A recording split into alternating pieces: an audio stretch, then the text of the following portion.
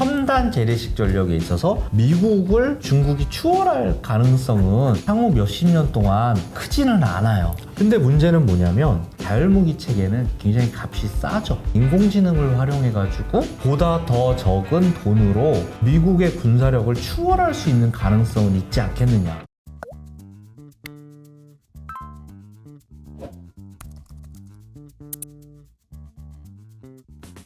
안녕하세요. 이호석입니다. 오늘은 이재준 박사님 모셨습니다. 안녕하세요. 네, 안녕하세요. 네, 지난번에 한번 출연하시고 나서 어떠셨나요? 주변 반응이?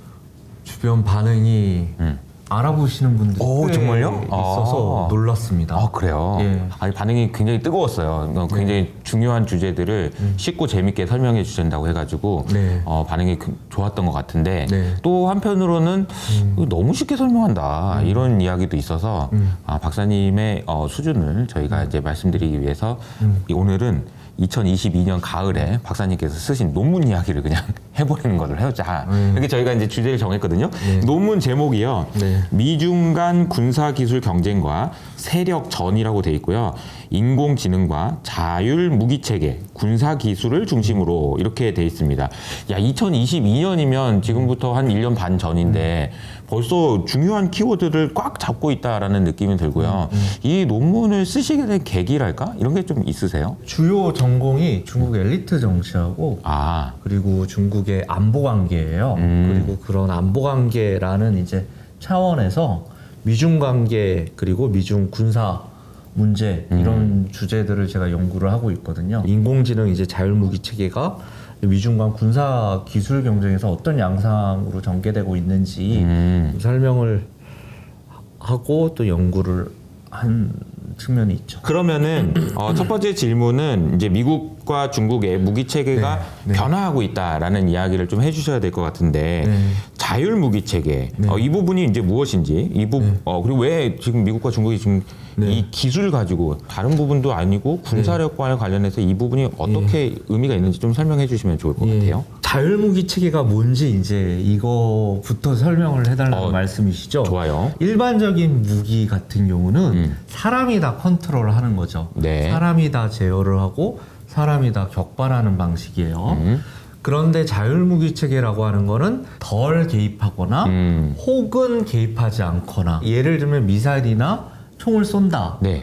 근데 사람이 다 컨트롤을 했죠. 네. 근데 사람이 컨트롤하는 게 아니라 자율무기 체계에서는 스스로 판단하는 거예요. 무기 스스로가. 그럼 어떻게 하느냐? 이 자율무기 체계라고 하는 것은 세 가지 종류로 나뉘어요. 첫 번째는 이제 부분 자율성이에요. 그래서 무기 체계가 작동하는 과정에서 인간의 개입과 통제가 이루어지는데 부분적으로 인간이 개입을 하는 거예요. 이거를 이제 부분 자율성이라고 하고요. 두 번째는 인간의 감독을 받는 자율성이에요. 그래서 이거는 인간이 감독만 해주고 무기 자체가 스스로 알아서 공격을 하는 거예요. 그 다음에 세 번째는 완전한 자율성이에요. 인간의 감독조차 받지 않는 그리고 무기 스스로가 스스로 판단하고 스스로 공격하는 행위. 이게 이제 완전한 자율성이겠죠. 터미네이터 영화가 네. 이제 되게 유명하죠. 터미네이터 같은 경우는 부분 자율성이겠어요? 아니면 인간의 감독을 받는 자율성이겠어요? 완전한 자율성이겠어요? 완전한 자율성이죠. 자기 마음대로 움직일 수 있다라는 거죠. 그렇죠. 인간이 감독하지도 않아도. 파괴적이고 또 혹은 윤리적인 어떤 관점에서 행동하지 않을 가능성이 높다라는 것이어서 사실 이러한 이제 자율무기 체계라고 하는 것이 이런 윤리적인 문제하고도 밀접한 관계가 있죠. 우리가 생각하는 이제 자율무기 체계라고 하는 거는 보통 완전한 자율성 혹은 인간의 감독을 받는 자율성 뭐 이 정도의 무기 체계다라고 볼 수가 있는 것이고요. 드론 같은 경우는 자율무기 체계일까요, 아닐까요? 드론. 네. 드론은 자율무기 체계가 조종을 해야 되는 거 아닌가요? 인간이 조정을 안 해도 되는 거라면은 네. 네. 조정을 하죠. 네. 그렇기 때문에 완전한 자율성을 갖고 있다고 보기도 어렵고 또 뭐 인간의 감독을 받고 스스로 움직인다고 보기도 어렵죠. 그렇죠. 그래서 사실상 드론은 이제 자율무기 체계로 분류를 할 수 있을 것이냐, 그거는 상당히 논쟁이 있을 수는 있죠.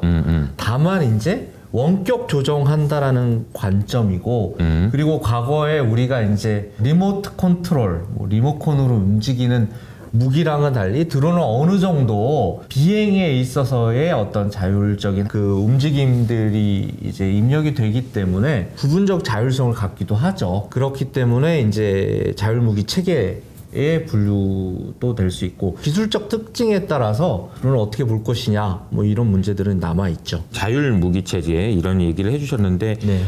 인공지능뿐만 아니라 소형화되고 있다라는 것도 좀 특징인가 봐요. 말 있잖아요. 말. 중세 시대 때 네네네. 우리 중세 기사들이 있잖아요. 굉장히 세 보이잖아요. 말도 막 중장갑이 이렇게 철로 이렇게 덮여 있고 네네네. 그리고 기사들은 막 온몸을 다 철로 이렇게 철 장갑으로 이렇게 덮여 네네네. 있으니까 네네. 기사 한 명이 보병 한 10명 100명은 이렇게 물리칠 것 같은 느낌이 들잖아요. 네네. 그런데 기사가 요즘에 있어요? 없어요? 없죠. 그럼 왜 그럴까요? 기술이 많이 발전해서 맞추기가 쉽기 때문에 그런 거예요. 맞추기가 쉽다. 예. 아. 그러니까 석궁으로 맞추기도 쉽고 아하. 총으로 맞추기도 쉬운 거예요. 기사는. 아하. 그래서 엄청나게 큰 무기가 굉장히 효과적일 거라고 생각을 하는데 실질적으로 전쟁에서는 엄청나게 큰 무기가 오히려 쉬운 표적이 될 수 있다. 아. 라는 거예요. 그렇기 때문에 이제 항공모함 논쟁도 나오는 건데 항공모함 같은 경우는 굉장히 막강한 무기 체계잖아요. 네네. 근데 어때요? 굉장히 크기 때문에 맞추기도 굉장히 쉬운 무기 체계인 거예요. 항공모함을 움직이게 되면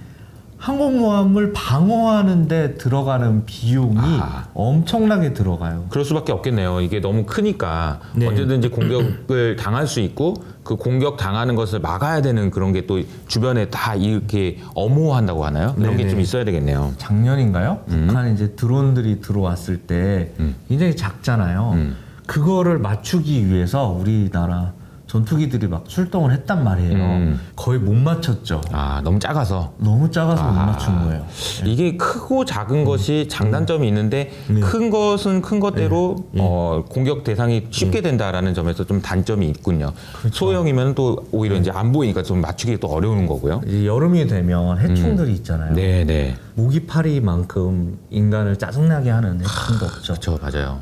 그래서 소리는 들리는데 윙 하면서 그죠? 예, 불을 끄면은 소리가 들려요. 근데 켜면 또 불을 어디 켜서 가는지 모르겠어. 못 잡아. 못 잡죠. 그리고 발견을 했어. 근데 급강화를 한단 말이에요. 모기들이 네, 그죠. 순식간에 그죠. 순식간에 사라진단 말이에요. 맞아. 잡기가 어려워. 다시 잡기가 어렵구나. 네. 아. 근데 그 모기가 네. 엄청나게 많아요. 그러면 더 잡기가 어려워요. 한두 마리는 잡았다 쳐요. 네. 근데 때로 몰려다닌다 모기들이. 오, 더 만약에? 잡기가 어렵다라는 게 거기서 온 게 이제 자율무기 체계를 갖고 나타나는 이 군집 형태의 작전 개념이 거기서 이제 아이디어를 가져온 거죠. 이거를 스워밍 전략이라고 하나요? 네, 군집이라고 번역이 되는데 네. 이제 이거를 스워밍이라고 하죠. 한 마리는 어떻게 잡는다 쳐요. 근데 벌들은 항상 떼지어 다니죠. 떼지어서 공격을 하죠. 맞아요. 그러면 방법이 있어요, 없어요? 없죠. 도망가야죠. 코미디 영화 같은데 보면 네. 괜히 벌집 건드려가지고 그 벌집 건드리는 사람이 어떻게 하냐? 막 뛰어가지고 호수나 강으로 들어가죠. 왜냐하면 벌들은 물에 닿으면 비행하는 게 굉장히 어렵기 때문에 그런 일들을 하게 물 속으로 되는데 들어가면은 그나마 살 수 있다. 그렇기 때문에 이제 스워밍이라고 하는 이제 전략들이 도출이 되는 건데요. 떼지어서 움직이면 잡기도 어렵고 잡았다고 쳐도 한두 개 정도밖에 못 잡는단 말이에요. 그런데 또 떼지어 움직이기 때문에 또 공격할 때의 치명성은 더 극대화 될 가능성이 높다라는 거죠. 그래서 이게 실제로 스워밍 전략이라는 게 무인 체계 그리고 소형화 이런 것과 맞물리면서 의미 있는 변화들을 좀 만들어내나요? 실제 사례들이 좀 있어요? 아직까지는 실전에서 광범위하게 사용되는 경우는 흔치는 않죠. 네. 다만 이제 우리 평창 동계올림픽 때 군집 드론들이 이제 하늘에서 장관을 이루면서 쇼를 한번 보여준 적이 있죠. 맞아요. 예. 근데 그게 이제 평창 올림픽 때는 밤에 예쁜 어떤 공연을 선보였다고 쳐요. 네. 근데 그 평창 올림픽 때 선보였던 드론들이 예를 들면 폭탄을 하나씩 초형 폭탄을 다 갖고 있다고 쳐요. 그러면 그게 순식간에 관중석으로 돌진을 한다. 그러면 그 군집 드론을 뭐 예를 들면 방어할 수 있는 방법이 있냐? F-15K로 막겠어요. 뭘로 막겠어요? K9 자주포로 막겠어요. 막을 수 있는 수단이 아무것도 없단 말이에요. 네. 그렇기 때문에 군집 형태의 자율 무기체계 운용이라고 하는 게 앞으로 미래전에 있어서 굉장히 효과적인 그 작전 수단이다, 전술 수단이다 이렇게 볼 수가 있겠고요. 치명적인 약점이 있어요. 네네. 이 자율 무기체계 같은 경우는 중요한 게 다 조종을 받아야 되잖아요. 네. 그렇기 때문에 네트워크라고 하는 통신망이라고 하는 게 굉장히 중요하죠. 그래서 이 자율무기 체계의 치명적인 약점은 네트워크 지원을 얼마나 잘 받느냐, 끊기지 않고 이게 핵심이고 반자율무기 체계의 핵심도 결국에는 이제 이 네트워크 체계를 얼마나 무력화시킬 수 있느냐 여기에 핵심이 들어가는 거겠죠. 뭐 쉽게 말하면은 그냥 뭐 와이파이 연결되는 곳에서 돌아다녀야 되는데 연결 안 되면 그냥 뭐 떨어지겠네요. 그냥 네. 이게 어떻게 문제가 되니까. 그러니까 오히려 자유무기 체계를 공격하기 위해서는 네트워크를 끊어야 되는 거군요. 그렇죠. 그러니까, 이게 스워밍 형태의 이제 전술적인 공격이 지금 뭐 광범위하게 나타나고 있지는 않지만 최근에 이제 우크라이나 전쟁에서는 구소련 시대부터 이제 러시아가 자랑하는 네. 지상전의 핵심 탱크들이 우크라이나의 드론에 의해서 계속 파괴가 되고 있죠.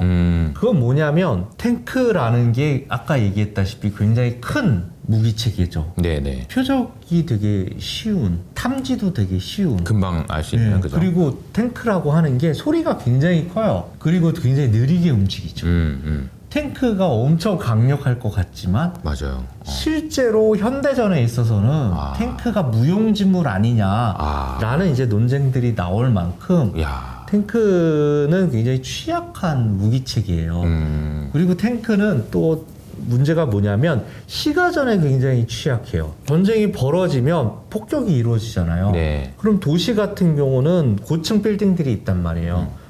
그러면 폭격에 의해서 고층 빌딩들이 파괴가 되고 그 잔해들이 길을 다 메워버려요. 그리고 탱크들은 어떻게 움직이죠? 일렬로 움직이잖아요. 맞아요. 길 따라서 이렇게 움직일 수밖에 없단 말이에요. 아니면 논밭으로 가야 되는데 그럼 속도가 저하되죠. 네. 그러면 탱크들이 일렬로 움직이는데 드론이 보고 있다가 앞에 있는 탱크를 공격하면 파괴를 시켜버려요. 그러면 어떻게 돼요? 뒤에도 못 가는구나. 탱크들은 서 있어요. 아하. 자, 탱크는 서는 순간 또 굉장히 취약해져요. 그럼 어떻게 할 수 있죠? 사람이 가가지고 탱크를 공격할 수도 있게 되고. 그러네요. 그리고 옆에서 보고 있다가 대탱크 타격 수단으로 탱크를 공격할 수도 있어요.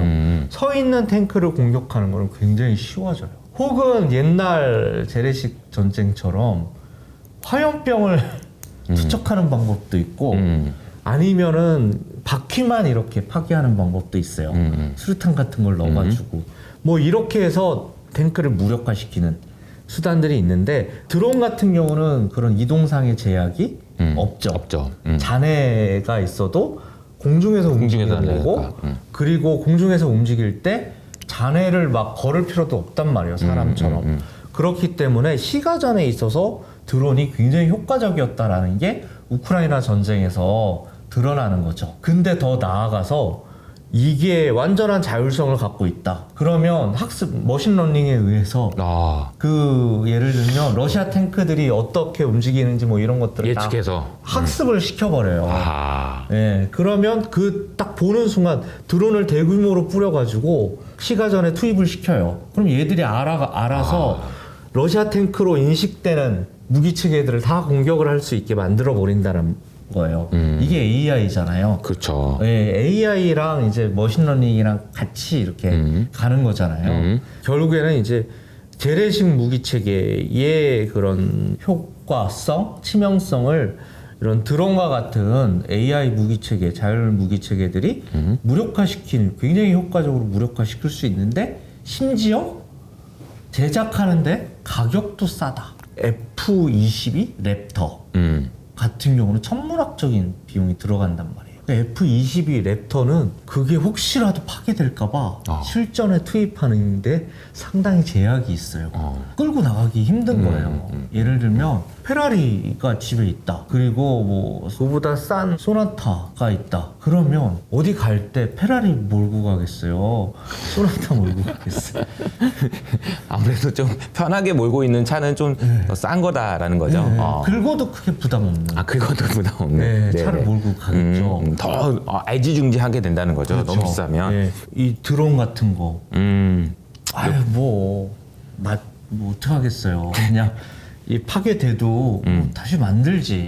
뭐 이런 거죠. 이렇기 때문에 현 실전에서 운영하는데도 부담이 없고 그리고 얘가 파괴돼 봤자 또 만들면 되니까 얼마든지 실전에 투입하는 데 있어서 제약이 없다라는 거죠. 그렇기 때문에 이 자율무기 체계라는 게 전쟁의 판도를 바꿀 수 있는 기술이 될 수가 있다. 예. 그러니까 과거의 전쟁의 모습을 생각해보고 뭐 1차 세계대전, 2차 세계대전 당시에 그 전쟁 영화 같은 거 보면은 나오는 시가전 뭐 이런 것들이 지금 이제 새로운 이제 앞으로 일어날 수도 있는 그런 전쟁에서는 양상이 많이 바뀔 거다. 그것은 소형화 그리고 인공지능 뭐 이런 부분들이 키워드가 되겠군요. 자율주행 마찬가지로.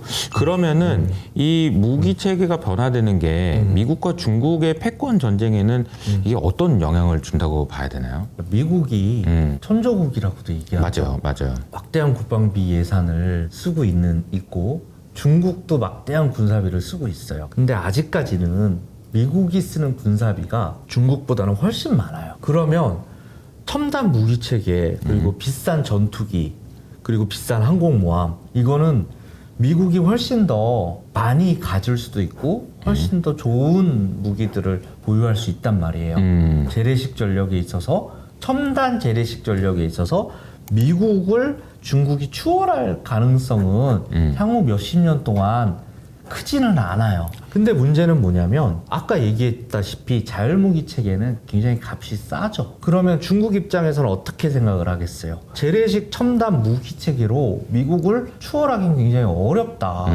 그러면 자율무기 체계 인공지능을 활용해가지고 보다 더 적은 예산, 보다 더 적은 돈으로 미국의 군사력을 추월할 수 있는 가능성은 있지 않겠느냐. 라는 고민을 하게 되는 것이죠. 그거를 어떻게 비유를 하냐면 네. 스피드 스케이팅하고 쇼트트랙을 비교를 해요. 스피드 스케이팅은 근육이 되게 중요해요. 말벅지라고 얘기를 하잖아요. 말벅지, 그죠? 네. 허벅지가 뭐 엄청나죠, 힘이. 네. 그래서 약간 이제 체력적으로 피지컬 측면에 있어서 서양 선수들을 예를 들면 독일 선수들이라든가 아니면 미국 선수들이라든가 이런 이제 이기기가 좀 피지컬이 어렵죠. 강한 선수들은 스피드 스케이팅에 굉장히 유리하단 말이에요. 쇼트트랙 같은 경우는 코너링 그렇죠. 예, 코너를 이렇게 회전할 수 있는 능력 그 마찬가지로 기존의 재래식 전력이라고 하는 것은 스피드 스케이팅 같은 거예요.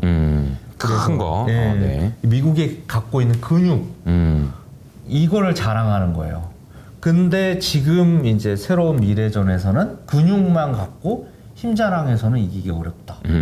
기술이 필요하다라는 거죠. 그 기술이 뭐다?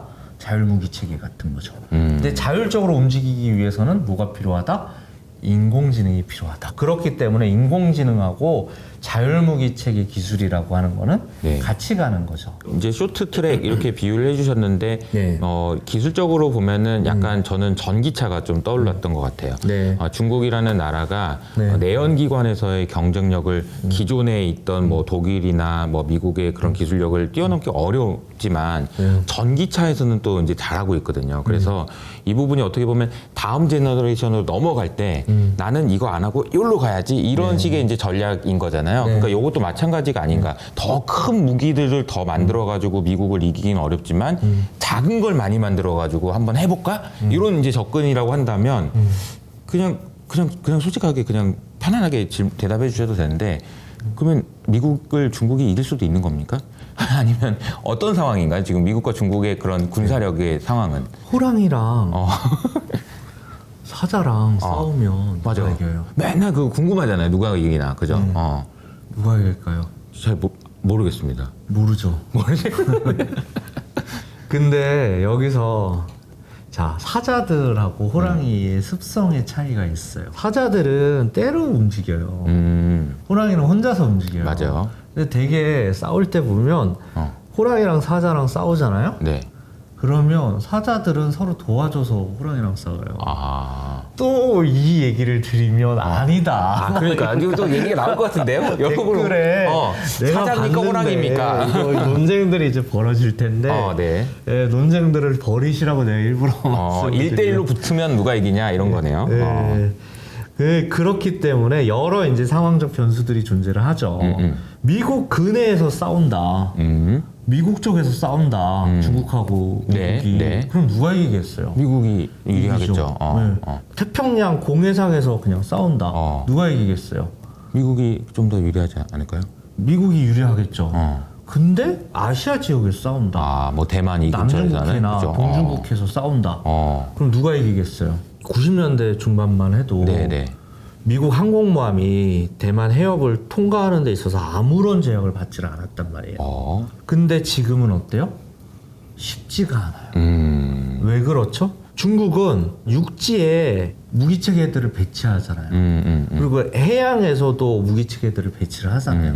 이 육지에 배치하는 무기체계들은 주로 탄도미사일이라든가 순항미사일처럼 미사일 공격 수단들이 배치가 돼요.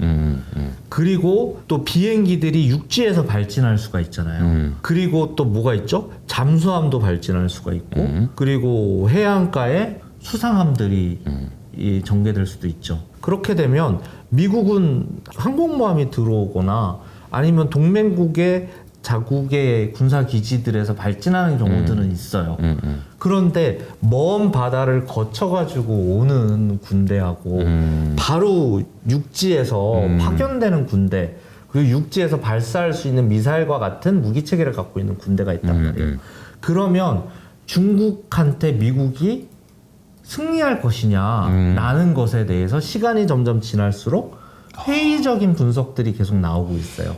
그래서 랜드 연구소에서 그런 시나리오 분석들을 해봤더니 시간이 지날수록 과거에 비해서 점점 더 미국의 승리 가능성이 줄어들고 있다라는 이제 분석 결과들이 나오고 있거든요.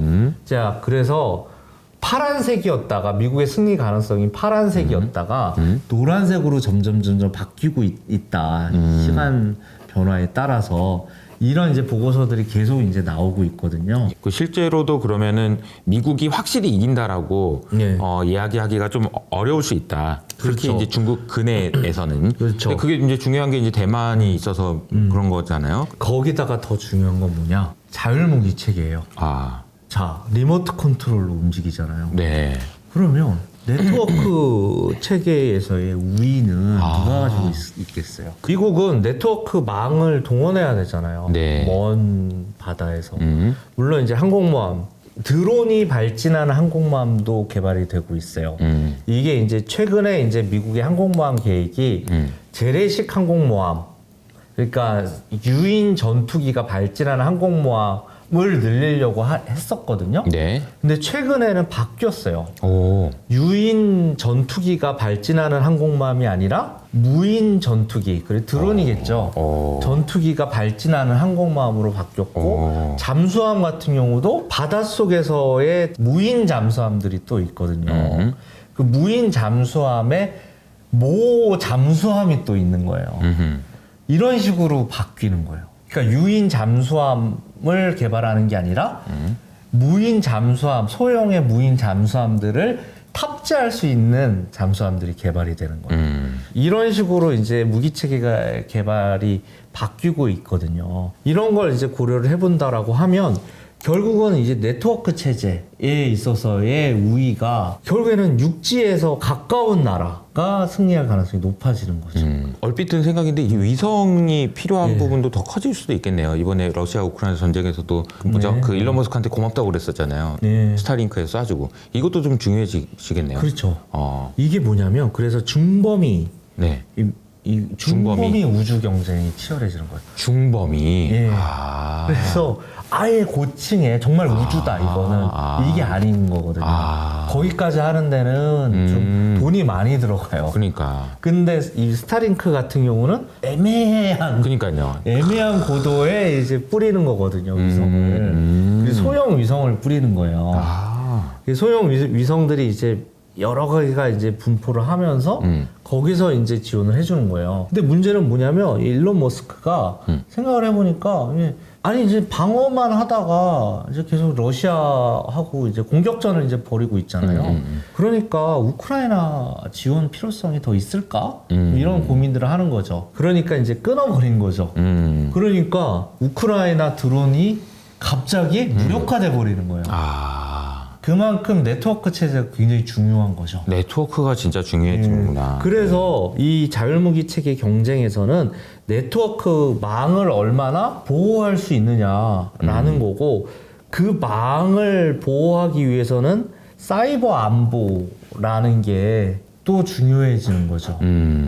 두 가지 기술을 갖고 있는 게 굉장히 중요하죠. 자율무기 체계를 운용하는 것도 중요하지만 네. 네트워크 보안성을 얼마나 확보할 것이냐, 이 기술도 굉장히 중요한. 그래서 뒤에 말씀을 드리겠지만 미국의 군수기업, 그러니까 자율무기 체계를 도입하고자 하는 군수기업들은 동시에 뭘 개발하고 있냐면 사이버 안보 기술을 또 개발하고 있어요.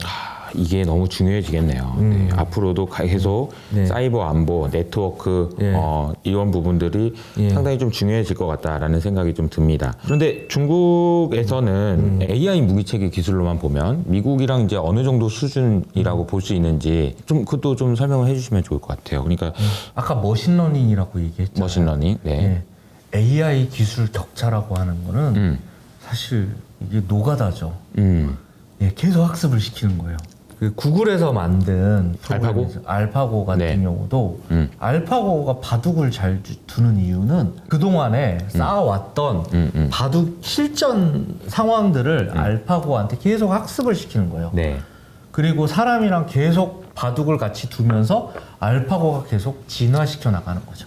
핵심은 학습이에요. 학습을 많이 시킨다는 거는 결국 사람이 계속 주입을 시키는 거예요.